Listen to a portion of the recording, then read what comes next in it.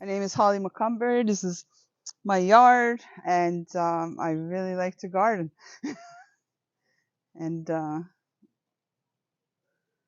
guess I'll show you everything that you could do to improve your soil so you'll be able to have nice gardens. So this is my yard. I built my house in about 11 years ago. And after I built my house, this is the soil. I had a broken hole. This is the soil I had to deal with. It's clay, it's compacted, it doesn't even grow grass.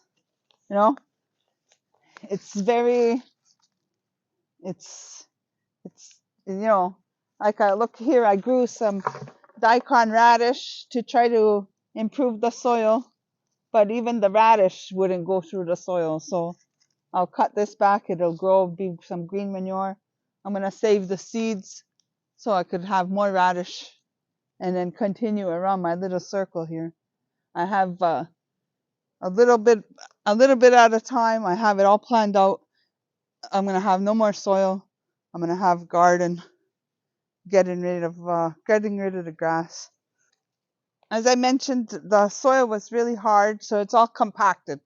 The tractors were rolling over it. The base, and with that combined with a clay soil, it's just impenetrable, even with a shovel. I grow radish. I bought a package of daikon radish. I let it go to seed. I'm going to harvest the seeds. I'm going to leave the roots, the radish in there. I'm just going to cut back the green, lay it down, keep the seeds, and I'm going to plant some more next year. So hopefully, and this is going to become a flower garden.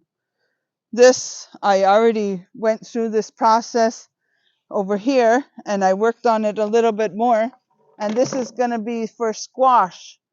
I'm going to plant my squash here in the spring. I had it in a bucket, but we had bad weather, and the winds took my squash and broke it all. So I have it covered just so for now. And then when I collect the leaves, I'll be mulching the leaves, putting a row of compost, and then putting some leaves on top of this.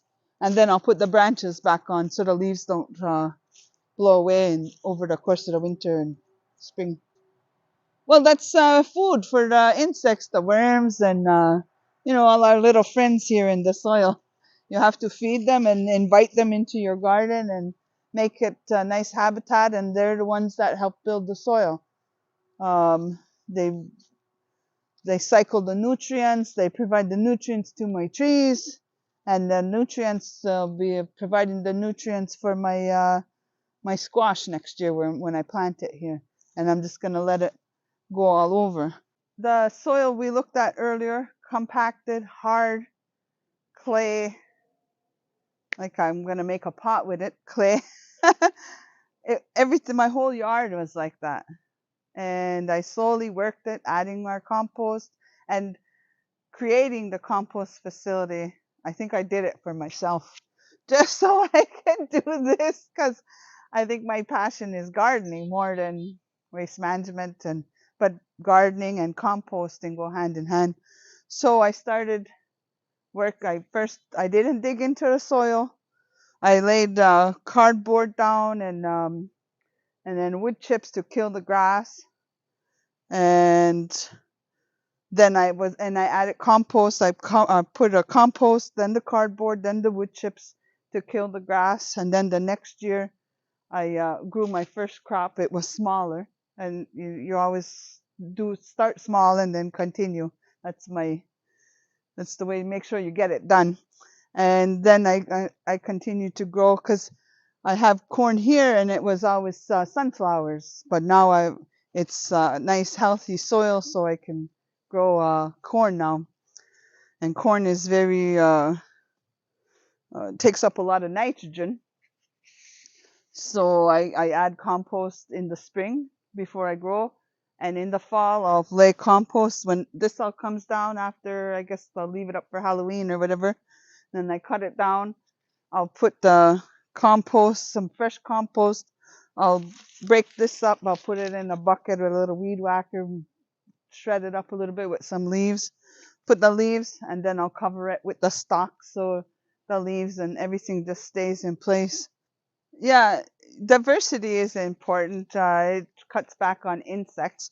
And in the Three Sisters garden, the premise behind the corn, here's the corn, and I have beans here. This is Hopi blue corn, and I have, and of course, flowers are important also.